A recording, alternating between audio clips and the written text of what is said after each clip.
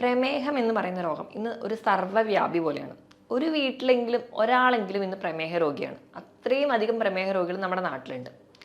നമ്മളിത് ആദ്യ സമയത്തൊന്നും തിരിച്ചറിയാതെ പോകുന്നതുകൊണ്ടാണ് ഈ രോഗികളുടെ എണ്ണം ഇങ്ങനെ കൂടിക്കൊണ്ടേയിരിക്കുന്നത്. അപ്പോൾ നമുക്ക് ഈ പ്രമേഹം തുടക്കത്തിൽ തന്നെ എന്തൊക്കെ ലക്ഷണങ്ങളാണ് ശരീരത്തിൽ കാണിക്കുന്നത്, നമുക്ക് എങ്ങനെ തിരിച്ചറിയാം എന്നൊക്കെ ഈ വീഡിയോയിലൂടെ നോക്കാം. ഞാൻ ഡോക്ടർ പ്രിയ, ക്യുവണ്ടി ഹെൽത്ത് കെയറിലെ ഹോമിയോപ്പതിക് ഫിസിഷ്യനാണ്. അപ്പോൾ എന്താണ് പ്രമേഹം എന്ന് നോക്കാം. പ്രമേഹം എന്ന് പറഞ്ഞു കഴിഞ്ഞാൽ നമ്മുടെ രക്തത്തിൽ ഗ്ലൂക്കോസിൻ്റെ അളവ് കൂടുതലായി നിൽക്കുന്ന അവസ്ഥയാണ് നമ്മൾ പ്രമേഹം എന്ന് പറയുന്നത്. അപ്പം നമ്മൾ കഴിക്കുന്ന ഊർജ്ജം അല്ലെങ്കിൽ നമ്മൾ കഴിക്കുന്ന ഭക്ഷണത്തിൽ നിന്ന് ഊർജ്ജം അത് ഗ്ലൂക്കോസിൻ്റെ ഫോമിലാണ് നമ്മുടെ ശരീരത്തിലൂടെ സഞ്ചരിക്കുന്നത്. അപ്പോൾ ഈ ഒരു ഗ്ലൂക്കോസിൻ്റെ ലെവൽ നമ്മുടെ രക്തത്തിൽ കൂടുമ്പോൾ അത് പ്രമേഹമാവുന്നു. നമ്മൾ നോക്കുകയാണെങ്കിൽ പ്രമേഹ രോഗികളുടെ എണ്ണം ദിവസം ചെല്ലുന്തോറും കൂടിക്കൊണ്ടേയിരിക്കുക.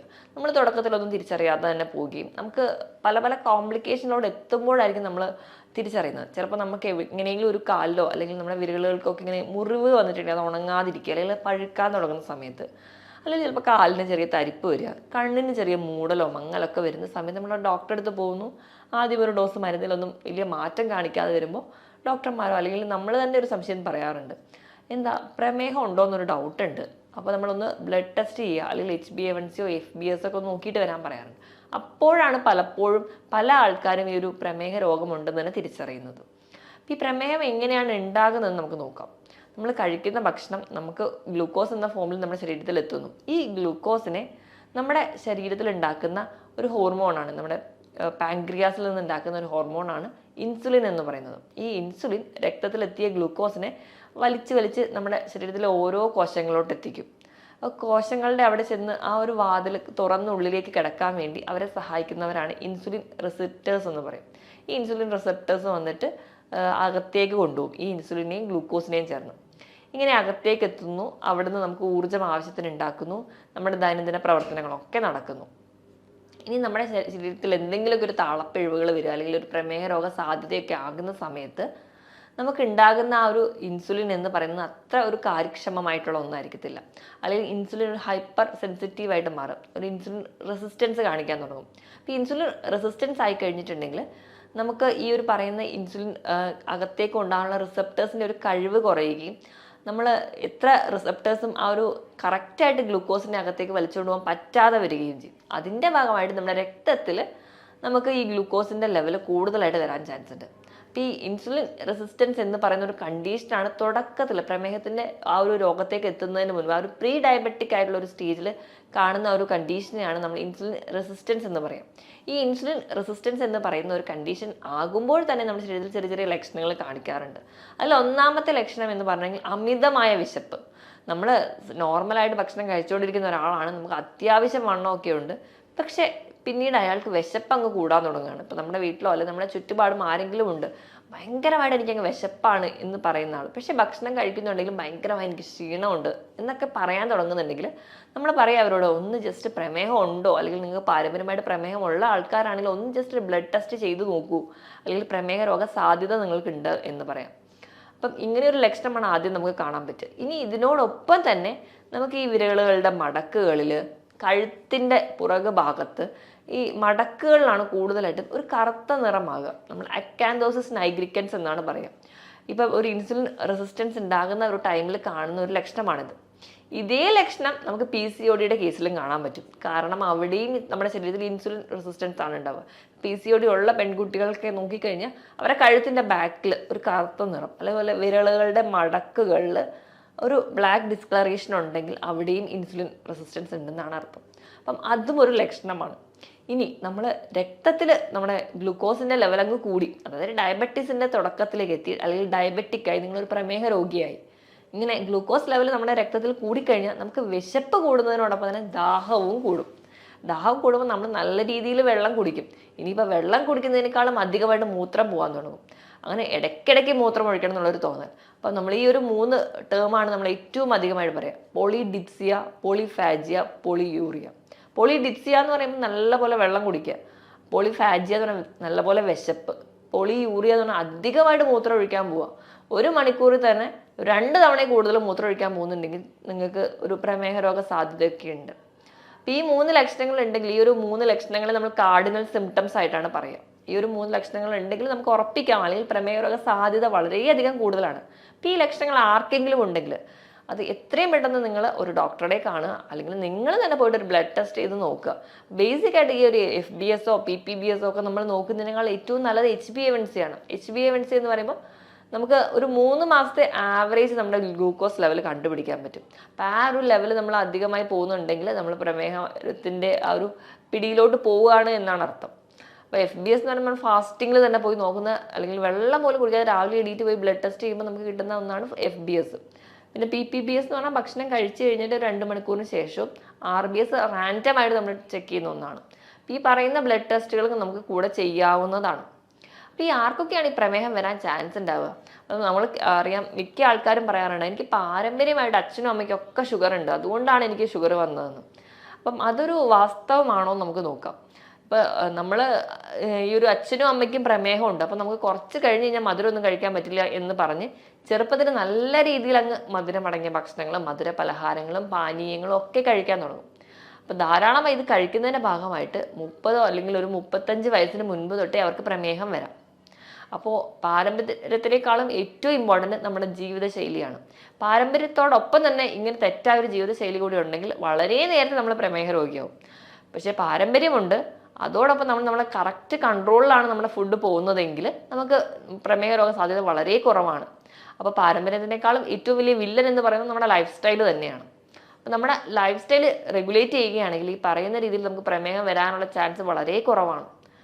അപ്പോൾ ഇതൊക്കെയാണ് നമുക്ക് ആദ്യ കാലഘട്ടങ്ങളിൽ നമ്മൾ ശ്രദ്ധിക്കേണ്ട കാര്യങ്ങൾ. ഇനി ഇപ്പോൾ ഒരു പ്രമേഹത്തിലേക്ക് വന്നു കഴിഞ്ഞ് കഴിഞ്ഞാൽ നമുക്ക് എന്തൊക്കെ ലക്ഷണങ്ങൾ കാണിക്കുമെന്ന് നോക്കാം. അപ്പോൾ ഏറ്റവും ആദ്യം ഞാൻ പറഞ്ഞതുപോലെ മുറിവ് ഉണങ്ങാനായിരിക്കും പാട്. നമ്മുടെ സ്കിന്നിലൊക്കെ ചിലപ്പോൾ വെറുതെ ഒരു ചൊറിച്ചിലോ അല്ലെങ്കിൽ ഒരു റാഷോ വന്നിട്ടുണ്ടെങ്കിൽ നല്ല രീതിയിൽ നമ്മളങ്ങ് ചൊറിഞ്ഞ് ചെറിയൊരു വൂണ്ട് ഉണ്ടായാൽ മതി, അത് ഉണങ്ങില്ല. അതിപ്പോഴും ഇങ്ങനെ പഴുത്തോണ്ടേയിരിക്കും. നമ്മൾ ഡോക്ടറെ അടുത്ത് പോയി എത്ര മെഡിസിൻ വെച്ചാലും എത്ര ഡ്രസ്സ് ചെയ്താൽ പോലും അത് ഉണങ്ങാതിരിക്കും. അപ്പോൾ അത് ഒരു പ്രമേഹത്തിൻ്റെ ഏറ്റവും വലിയ പ്രശ്നമാണ്. നമ്മളിപ്പോൾ പറമ്പിലൊക്കെ ഇറങ്ങുന്ന സമയത്ത് കാലൊരു മുള്ളു കൊണ്ടാൽ മതി, ആ ഒരു പോയിന്റിൽ നിന്ന് അത് ഇൻഫെക്റ്റഡ് ആയിട്ട് അൾസറായിട്ട് മാറാനുള്ള ചാൻസ് വളരെ കൂടുതലാണ്. അപ്പം നമുക്കറിയാം ഈ ഡയബറ്റിസ് ഫുഡ് പോലെയുള്ള കണ്ടീഷൻസ്, കാരണം ഒരു പ്രമേഹ രോഗിക്ക് ഇങ്ങനെ ഒരു കണ്ടീഷൻ വന്നു കഴിഞ്ഞാൽ മുറിച്ച് കളയാൻ മാത്രമേ വഴിയുള്ളൂ. അപ്പോൾ അങ്ങനത്തെ ചില പ്രശ്നങ്ങൾ ഉണ്ട്. ഇനി അടുത്തൊരു കംപ്ലൈൻ്റ് ആയിട്ട് ആൾക്കാർ പലരും പറയുന്നതാണ് കണ്ണിന് കാഴ്ച കുറയുക, ഒരു മൂടലുണ്ട് അല്ലെങ്കിൽ ഒരു മങ്ങലുണ്ട്, ദൂരക്കാഴ്ച കുറയുന്നു എന്നുള്ളത്. ഇത് നമുക്ക് നമ്മുടെ കണ്ണിനെ ബാധിക്കുമ്പോൾ ഉണ്ടാകുന്ന ചേഞ്ചസ് ആണ്. ഡയബറ്റിക് റെറ്റിനോപ്പതി ആയിട്ട് വരാം. അപ്പോൾ നമുക്ക് ഇത് പോലെയുള്ള ബുദ്ധിമുട്ടുകൾ, വണ്ടി ഓടിക്കാൻ അല്ലെങ്കിൽ കുറച്ച് സന്ധ്യ കഴിഞ്ഞാൽ വണ്ടി ഓടിക്കാനുള്ളൊരു ബുദ്ധിമുട്ട് തുടങ്ങിയ പ്രശ്നങ്ങളായിട്ട് പറയാറുണ്ട്. ഇനി ഇത് കഴിഞ്ഞ് കഴിഞ്ഞാൽ അടുത്തൊരു ലക്ഷണം എന്ന് പറഞ്ഞിട്ടുണ്ടെങ്കിൽ ഭയങ്കരമായിട്ടുള്ളൊരു ക്ഷീണമാണ്. ഭക്ഷണം നല്ലപോലെ കഴിക്കുന്നുണ്ടാവും, പക്ഷെ ബോഡി വെയിറ്റ് അങ്ങ് കൂടുന്നുണ്ടാവില്ല, ആൾ മെലിഞ്ഞിരിക്കുന്നതാണ്. അതോടൊപ്പം തന്നെ ഭയങ്കരമായിട്ടുള്ളൊരു ക്ഷീണം, നല്ലപോലെ ദാഹം, ഇടയ്ക്കിടയ്ക്ക് മൂത്രം ഒഴിക്കാനുള്ള തോന്നൽ. പിന്നെ പറയുന്ന ഒന്നാണ് കാലിന് തെരിപ്പ് പോലെയുള്ള പ്രശ്നം. ഡയബറ്റിക് ന്യൂറോപ്പതിയാണത്. നമ്മുടെ നാഡികളെ ബാധിക്കും. നമ്മുടെ പ്രമേഹം നമ്മുടെ നാഡികളെ ബാധിക്കുന്ന സമയത്താണ് കൂടുതൽ ആൾക്കാരും പറയാറുണ്ട് കാലിൻ്റെ എല്ലാ വിരലുകളും ഭയങ്കരമായിട്ട് തെരിപ്പാണ്. ചില ആൾക്കാർ പറയുമ്പോൾ ഞാൻ വെറുതെ ജോലി ചെയ്യുമ്പോൾ ഒന്നും എനിക്ക് കുഴപ്പമുണ്ടാവില്ല, ഞാൻ വെറുതെ ഇരിക്കുമ്പോൾ ഭയങ്കരമായിട്ട് തെരിപ്പാണ്, കാല് നിലത്ത് വെക്കാൻ പറ്റുന്നില്ല, കാലിൽ ഭയങ്കര പുകച്ചിലാണ്, കൈവെള്ളയിൽ പുകച്ചിലാണ്, ഇങ്ങനത്തെ പ്രശ്നങ്ങളൊക്കെ പറയാറുണ്ട്. നമ്മുടെ നാഡികളെ ബാധിക്കുന്ന ഏതൊരു കണ്ടീഷനുമാണ് നമുക്ക് തരിപ്പും പുകച്ചിലും ഒക്കെ ആയിട്ട് തോന്നുക. അപ്പോൾ അങ്ങനെ ഡയബറ്റിക് നമ്മുടെ ന്യൂറോപ്പതിയായിട്ട് നിൽക്കും. ഇനി ഇപ്പം കിഡ്നീനെ ബാധിക്കാം, അത് നെഫ്രോപ്പതിയാവും. അപ്പം നമ്മുടെ കിഡ്നിയിലൂടെ പല ബ്ലഡ് വെസൽസിലൂടെ ചെല്ലുന്ന രക്തത്തിനെ അരിച്ച് പുറത്തേക്ക് കളയുന്നത്, മൂത്രമായി പുറത്തേക്ക് കളയുന്നത് നമ്മുടെ കിഡ്നിയാണ്. അപ്പോൾ ആ ഒരു അരിപ്പയിലെല്ലാം വിള്ളൽ വരികയും അവിടെ പ്രശ്നങ്ങൾ വരികയും നമുക്ക് വേണ്ട പല മിനറൽസും പ്രോട്ടീൻസും ന്യൂട്രിയൻസും ഒക്കെ പുറത്തേക്ക് പോവുകയും നമുക്ക് വേണ്ടാത്ത പലതും നമ്മുടെ ശരീരത്തിൽ കെട്ടി നിൽക്കുകയും ഒക്കെ ആയി നമുക്ക് കാലിന് നീരായിട്ടോ അല്ലെങ്കിൽ നമ്മുടെ കിഡ്നീനെ ബാധിക്കുന്നതിൻ്റെ ഭാഗം അങ്ങനെയും പോവാം. ഇനി സ്കിന്നിൽ ഇങ്ങനെ അൾസർ ഉണ്ടാകുന്നതിനോടൊപ്പം തന്നെ നമ്മുടെ സ്കിന്നിൽ തൊലി ഭയങ്കരമായിട്ട് കട്ടി വെക്കുക. ഇപ്പോൾ കാലിൻ്റെ അടിയിലൊക്കെ ആണെങ്കിൽ തൊലി ഭയങ്കരമായിട്ട് കട്ടി വെക്കുക, വിണ്ട് കീറൽ ഉണ്ടാവുക, നല്ല പോലെയുള്ള ആ ഒരു കട്ടിപ്പാളിയായിട്ട് പോവുക, ഇങ്ങനത്തെ പ്രശ്നങ്ങളും കാണിക്കാറുണ്ട്. ഇതിന് പുറമെ പ്രമേഹ രോഗികളിൽ നമുക്ക് മൂത്രത്തിൽ പഴുപ്പ് ഇടയ്ക്കിടയ്ക്ക് വരുന്ന കാണാം, യൂറിനറി ട്രാക്ട് ഇൻഫെക്ഷൻ. പൊതുവെ ഈ UTI പുരുഷന്മാർക്ക് കുറവാണ്, സ്ത്രീകൾക്കാണ് കൂടുതലായിട്ടും വരാറ്. പക്ഷേ ഈ പ്രമേഹ രോഗി ആണെങ്കിൽ അത് ഇടയ്ക്കിടയ്ക്ക് വരാനുള്ള ചാൻസ് വളരെ കൂടുതലാണ്. അതുപോലെ തന്നെയാണ് നമുക്ക് ഓറൽ ത്രഷ് എന്ന് പറയാം. നമ്മുടെ വായിൽ ഇടയ്ക്കിടയ്ക്ക് പൂപ്പൽ ബാധ വരിക, ഒരു വെളുത്ത പാട പോലെ വരിക, നല്ല ചുമന്നിരിക്കുക വായ, ഭക്ഷണം ഒന്നും കഴിക്കാൻ പറ്റില്ല, തീരെ എരിവ് പോലും കഴിക്കാൻ പറ്റാത്ത രീതിയിൽ ഭയങ്കരമായിട്ട് ഭക്ഷണം കഴിക്കുന്നതിലൊക്കെ ബുദ്ധിമുട്ടായി പ്രസൻറ്റ് ചെയ്യുന്ന ഒന്നാണ് ഓറൽ ത്രഷ്. ഇങ്ങനെ ഒരു ബുദ്ധിമുട്ട് കാണാറുണ്ട്. ഇനി സ്ത്രീകളുടെ കേസ് എടുക്കുകയാണെങ്കിൽ വജൈന അല്ലെങ്കിൽ യോനി ഭാഗത്ത് ഭയങ്കര ചൊറിച്ചിൽ വരിക, അവിടെ ഇൻഫെക്ഷൻസ് റിക്കറൻ്റ് ചെയ്ത് വരിക, പിന്നെ അതുപോലെ തന്നെ ലുക്കോറിയ പോലെയുള്ള ഡിസ്ചാർജുകളായിട്ട് പ്രസൻറ്റ് ചെയ്യുക, ഇങ്ങനെയുള്ള പ്രശ്നങ്ങളും ആ ഒരു ഏരിയ ഭയങ്കര ഡ്രൈ ആയി പോവുക, ഈ പറയുന്ന ബുദ്ധിമുട്ടുകൾ സ്ത്രീകളിലും കാണിക്കാറുണ്ട്. ഇനി ഇപ്പം സ്കിന്നിൽ ഇതിന് പുറമേ ആയിട്ട് ബ്ലിസ്റ്റേഴ്സ് ആയിട്ട് പ്രസന്റ് ചെയ്യാറുണ്ട്. ചെറിയ ചെറിയ കുമിളകളായിട്ട് നമ്മുടെ കാലിൻ്റെ എല്ലിൻ്റെ മുകളിലും ഒക്കെ പ്രസന്റ് ചെയ്യാറുണ്ട്. ആ ഒരു ഏരിയയിലുള്ള സ്കിന്ന് ഭയങ്കരമായിട്ട് കറുത്ത് പോവുക, ഈ കൈകളിലെ മടക്കിലെ പോലെ തന്നെ കാൽഭാഗത്തൊക്കെ സ്കിന്ന് ഭയങ്കരമായിട്ട് കറുത്ത നിറത്തിലേക്ക് മാറുക, നല്ല ഫെയർ ആയിട്ടിരുന്ന ഒരാളായിരിക്കും, പെട്ടെന്ന് തന്നെ നമ്മുടെ സ്കിന്നിലെ പിഗ്മെന്റഡ് ആവുക, ഇങ്ങനത്തെയുള്ള ചേഞ്ചസും സ്കിന്നിൽ കാണിക്കാറുണ്ട്. ഇതോടൊപ്പം തന്നെ സ്കിന്നിൽ ചെറിയ ചെറിയ ടാഗായിട്ട് പ്രസന്റ് ചെയ്യാം, കഴുത്തിലും അതുപോലെ തന്നെ കാലിലും കയ്യിലും ഒക്കെ ഭാഗങ്ങളിൽ ചെറിയ ചെറിയ ടാഗായിട്ട് പ്രസന്റ് ചെയ്യാം. കാരണം ഒന്നും കൂടാതെ ചെറിയ റെഡ് റാഷസ് ആയിട്ട് പ്രസന്റ് ചെയ്യുക, ഇങ്ങനത്തെ കുറേ ചേഞ്ചസും ഈ പ്രമേഹ രോഗികളിൽ കാണിക്കുന്ന ലക്ഷണങ്ങളാണ്. ഈ പറഞ്ഞ ലക്ഷണങ്ങളൊക്കെയാണ് കൂടുതലും പ്രമേഹ രോഗികളിൽ കാണാറുള്ളത്. നമ്മൾ ഈ പറഞ്ഞ രീതിയിൽ അല്ലെങ്കിൽ പ്രമേഹം വേണ്ട രീതിയിലൊന്നും നമ്മൾ ശ്രദ്ധിക്കാതെ പോകുമ്പോൾ അത് കോംപ്ലിക്കേഷൻ ഉണ്ടാവുകയും അത് മറ്റ് പല ലക്ഷണങ്ങളോടും കൊണ്ടുപോകാറുണ്ട്. എന്തെങ്കിലും ഈ പറയുന്ന ലക്ഷണങ്ങൾ നമുക്ക് ആർക്കെങ്കിലും ഒക്കെ ഉണ്ടെങ്കിൽ നിങ്ങൾ എത്രയും പെട്ടെന്ന് ഡോക്ടറെ കൺസൾട്ട് ചെയ്ത് കൃത്യമായ ബ്ലഡ് ടെസ്റ്റും നല്ല രീതിയിൽ നമ്മുടെ ഫുഡ് കൺട്രോളും ഉണ്ടെങ്കിൽ നമുക്ക് ആദ്യത്തെ ഒരു സ്റ്റേജിലൊക്കെയാണ് നമുക്കത് ഭക്ഷണ നിയന്ത്രണത്തിലൂടെ തന്നെ നമുക്ക് കൊണ്ടുപോകാൻ പറ്റും. ഇനി ഇപ്പം ഭക്ഷണം നിയന്ത്രിക്കുന്ന സമയത്ത് നമ്മൾ അന്നജത്തിൻ്റെ അളവ് നല്ലപോലെ കുറയ്ക്കുക, നമ്മൾ കുറച്ചുകൂടെ പ്രോട്ടീൻ്റെ അളവ് കൂടുക, ധാരാളമായിട്ട് പഴവർഗ്ഗങ്ങളും പച്ചക്കറികളും കഴിക്കുക. ഇനി ഇതോടൊപ്പം തന്നെ ഒരു ഇൻ്റർമീഡിയറ്റ് ഫാസ്റ്റിംഗ് കൂടി ഉണ്ടെങ്കിൽ നമുക്ക് പ്രമേയം ഈസി ആയിട്ട് കൺട്രോൾ ചെയ്യാൻ പറ്റും. വൈകുന്നേരത്തെ ഡിന്നർ നേരത്തെ കഴിക്കുക, പിറ്റേ ദിവസം ബ്രേക്ക്ഫാസ്റ്റ് കുറച്ച് ലേറ്റ് ആയാലും കുഴപ്പമില്ല, ഒരു 14 മണിക്കൂറെങ്കിലും ഇതിനിടയിൽ ഒരു ഗ്യാപ്പ് ഉണ്ടെങ്കിൽ ആ ഒരു ഇൻ്റർമീഡിയറ്റ് ഫാസ്റ്റിംഗ് ആവും. അതുവഴി നമുക്ക് കുറച്ചും കൂടി ആ ഒരു ഡയറ്റ് കൂടി എടുക്കുകയാണെങ്കിൽ നമുക്ക് ഈസി ആയിട്ട് നമ്മൾ ഡയബറ്റീസ് കൺട്രോൾ ചെയ്യാൻ പറ്റുന്ന ഒരു കണ്ടീഷനാണ്. നമ്മൾ കഴിക്കേണ്ട ഭക്ഷണം എന്ന് പറഞ്ഞിട്ടുണ്ടെങ്കിൽ മാക്സിമം നമ്മൾ ഇലക്കറികൾ, പഴവർഗ്ഗങ്ങൾ, പച്ചക്കറികളൊക്കെ കഴിക്കും. ഇപ്പോൾ പഴവർഗ്ഗങ്ങൾ എടുക്കുമ്പോൾ അധികം മധുരമില്ലാത്ത പഴവർഗ്ഗങ്ങൾ കഴിക്കാൻ വേണ്ടി ശ്രദ്ധിക്കുക. അതായത് ഗ്ലൈസീമിക് ഇൻഡെക്സ് കുറഞ്ഞ പഴവർഗ്ഗങ്ങൾ, നിങ്ങൾക്ക് അതിനായിട്ട് ആപ്പിളോ അല്ലെങ്കിൽ അധികം പഴുക്കാത്ത ഏത്തപ്പഴം കഴിക്കാം, അല്ലെങ്കിൽ റോബസ്റ്റ പോലുള്ള പഴങ്ങൾ കഴിക്കാം. അപ്പോൾ മുന്തിരിക്ക ആണെങ്കിൽ 8-10 എണ്ണം നിങ്ങൾ കഴിക്കാം. പക്ഷേ ദിവസവും ഒരു ഫ്രൂട്ട് മാത്രമേ കഴിക്കാവുള്ളൂ. ഇപ്പോൾ പേരയ്ക്കൊക്കെ ആണെങ്കിൽ വളരെ നല്ലതാണ് ഇപ്പോൾ പ്രമേഹ രോഗികൾക്ക് കഴിക്കാനാണെങ്കിൽ. അപ്പം ഏതെങ്കിലും ഒരു ഫ്രൂട്ട് നമ്മൾ ഒരു ദിവസം കഴിക്കുകയാണെങ്കിൽ നമുക്ക് ഹെൽത്തി ആയിട്ട് നമ്മുടെ പ്രമേഹത്തിനെ കൺട്രോൾ ചെയ്യാൻ പറ്റും. മാക്സിമം നിങ്ങൾ വെള്ള അരി ഉപയോഗിക്കുന്നവരാണെങ്കിൽ അത്, അല്ലെങ്കിൽ പോളിഷ്ഡ് ആയിട്ടുള്ള മൈദയോ അല്ലെങ്കിൽ എന്ത് ആയിക്കോട്ടെ അത് ഉപയോഗിക്കുന്നവരാണെങ്കിൽ അത് കഴിവതും കുറയ്ക്കും. അപ്പം ഇനി പ്രമേഹത്തിനെ നിയന്ത്രിക്കാൻ വേണ്ടി മിക്ക ആൾക്കാരും ഡിപ്പെൻഡ് ചെയ്യുന്ന ഒന്നാണ് ഓട്സ് എന്ന് പറയുന്നത്. നമ്മൾ ഓട്സ് എടുക്കുമ്പോൾ നമ്മൾ ശ്രദ്ധിക്കേണ്ടത് പോളിഷ്ഡ് ഓട്സ് ഒഴിവാക്കുക, പകരം ഹോൾ ഗ്രെയിൻ ആയിട്ടുള്ള കുറച്ച് കട്ടിയോട് കൂടിയായിട്ടുള്ള ഒരു ഓട്സ് ഉണ്ടാവും. അപ്പോൾ അത് മേടിച്ച് കുക്ക് ചെയ്യാൻ വേണ്ടി ശ്രദ്ധിക്കുക. പിന്നെ അത് പാചകം ചെയ്യുന്ന രീതിയിലാണെങ്കിലും നമ്മൾ എപ്പോഴും ഇൻസ്റ്റൻറ്റ് ഓട്സ് എടുത്ത് നമ്മുടെ പാലിൽ അല്ലെങ്കിൽ വെള്ളത്തിൽ കുറുക്കി കഞ്ഞിയായിട്ട് കഴിക്കാനാണ് താല്പര്യപ്പെടുക, അല്ലെങ്കിൽ ആ ഒരു കുറുക്ക് ഫോമിലോട്ട് കഴിക്കാനാണ് താല്പര്യപ്പെടുക. അത് നമുക്ക് ഗ്ലൈസമിക് ഇൻഡെക്സ് വളരെയധികം കൂടാനുള്ള കാരണമാവും. അപ്പോൾ അതിന് പകരമായിട്ട് നിങ്ങൾ മാക്സിമം ഉപ്പുമാവ് അല്ലെങ്കിൽ പുട്ട്, ഇത് രണ്ടും ഗ്ലൈസമിക് ഇൻഡെക്സ് പൊതുവേ ഓട്സിൽ കുറഞ്ഞതാണ്. അപ്പം ഇത് രണ്ടും കുക്ക് ചെയ്ത് കഴിക്കാൻ വേണ്ടി ശ്രദ്ധിക്കും. ഇപ്പോൾ പച്ചക്കറി ധാരാളം ഇട്ടിട്ട് നിങ്ങൾക്ക് ഉപ്പുമാവ് കഴിക്കുകയാണെങ്കിൽ നമ്മൾ ഹെൽത്തി ആയിട്ട് ഇരിക്കാനും പറ്റും, ഗ്ലൈസമിക് ഇൻഡെക്സ് വളരെ കുറവായിരിക്കും. അപ്പോൾ അങ്ങനെയുള്ള ഹെൽത്തി ആയിട്ടുള്ള ഫുഡുകൾ ഡിപ്പെൻഡ് ചെയ്യാൻ വേണ്ടി നോക്കുക. വൈകുന്നേരത്തെ ഒരു ഡിന്നർ എന്ന് പറഞ്ഞാൽ നിങ്ങൾ സാലഡിലൂടെ മാത്രം ഒതുക്കുക. ഭക്ഷണം കംപ്ലീറ്റ്ലി ഒഴിവാക്കുകയല്ല വേണ്ടത്. നമ്മൾ ഭക്ഷണം കഴിക്കണം, ക്വാണ്ടിറ്റി നല്ലപോലെ കുറയ്ക്കുക, തവണകൾ കൂട്ടുക. ഇപ്പം പ്രമേഹ രോഗികൾ എപ്പോഴും ഭക്ഷണം കഴിക്കുമ്പോൾ 4-5 തവണയായിട്ട് കഴിക്കുന്നതിൻ്റെ ക്വാണ്ടിറ്റി അങ്ങ് കുറച്ചാൽ മതി. നമ്മുടെ വിശപ്പിനനുസരിച്ച് മാത്രം വളരെ കുറഞ്ഞ രീതിയിൽ ഭക്ഷണത്തിൻ്റെ അളവ് കുറയ്ക്കുക, ക്വാളിറ്റി നല്ല രീതിയിൽ കൂട്ടാനും ശ്രദ്ധിക്കുക. അതായത് നല്ല രീതിയിൽ പച്ചക്കറികളോ അല്ലെങ്കിൽ ഞാൻ പറഞ്ഞ രീതിയിൽ ഹെൽത്തി ആയിട്ടുള്ള ഭക്ഷണം. അപ്പോൾ നമ്മളത് കൃത്യമായ ഒരു ഡയറ്റീഷ്യനായിട്ടുള്ള ഡയറ്റോട് എടുക്കുകയാണെങ്കിൽ നമുക്ക് ഈസി ആയിട്ട് നമുക്ക് പ്രമേഹത്തിനെ കൺട്രോൾ ചെയ്യാൻ പറ്റും. അതുപോലെ തന്നെ നമുക്ക് എല്ലാ രീതിയിലുള്ള പ്രോട്ടീൻസ് കഴിക്കാവുന്നതാണ്. ഇപ്പോൾ പയറ്, കടല അങ്ങനത്തെയുള്ള പച്ചക്കറി വിഭാഗത്തിൽ പെടുന്ന നമുക്ക് പ്രോട്ടീൻസ് ആയിക്കോട്ടെ, അതുപോലെ തന്നെ മത്സ്യവും മാംസവും ഒക്കെ കഴിക്കാവുന്നതാണ്. അതൊക്കെ കറി വെച്ച് കഴിക്കുന്നത് നമുക്ക് കുറച്ചുകൂടെ ഹെൽത്തി ആയിട്ട് ഇരിക്കാനും അല്ലെങ്കിൽ നമുക്ക് ഉണ്ടാകുന്ന ആ ഒരു ക്ഷീണത്തിനെ ഓവർകം ചെയ്യാനും പറ്റും.